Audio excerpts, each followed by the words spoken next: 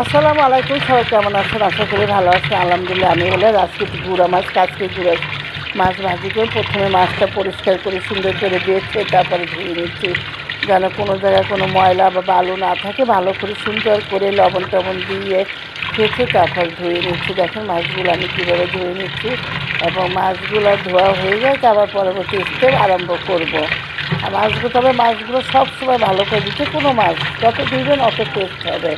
দানা হলে ভালো লাগে না, মাছ না ধুলে বেশি একটা ভালো লাগে না। যাই হোক, আমার মাছ প্রায় ধোয়া কমপ্লিট। ফাঁকে আমি একটু ভেন্ডি বসেছি চুলায়।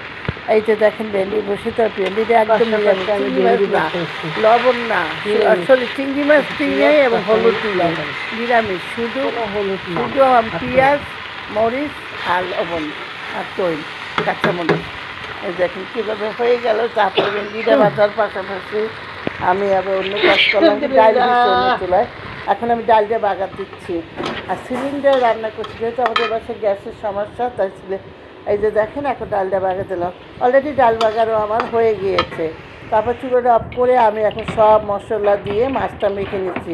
এখানে আলু কুচি দিয়েছি, পেঁয়াজ কুচি দিয়েছি, রসুন দিয়েছি, আদা বাটা, লাল মরিচের গুঁড়া, হলুদের গুঁড়া, জিরার গুঁড়া আর কাঁচামরিচ দিয়ে দেখেন আমি ভালো করে মেখে নিচ্ছি। আর এটা ভালো করে মেখে নেবে।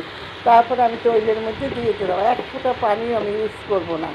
সুন্দর করে দেখেন আমি কীভাবে দিয়ে দিচ্ছি। আমি এক ফোঁটা পানি, এটা আবার একটু অপরপিট হয়ে গেলে আমি উল্টিয়ে দেবো। আমার এক হাতে মোবাইল আর এক হাতে আমি রান্না করতে, তাই হয়তো একটু ব্যতিক্রম হতে পারে, সবাই মাফ করে দেবেন যদি খারাপ। এই অলরেডি আমার মাছটা দেখে কতগুলো মাছ আমার কী হয়ে গেল। এই যে চচ্চড়ি আমি বললাম না, এক ফোঁটা পানি তোমার এত টেস্ট, এত ইয়ামি, এত সুন্দর একটা স্মেল আসতেছে। এটা আপনাদের আমি দেখতে, যদি ভালো লাগে বেশি করে লাইক দেবেন, শেয়ার করবেন। আল্লাহ হাফেজ।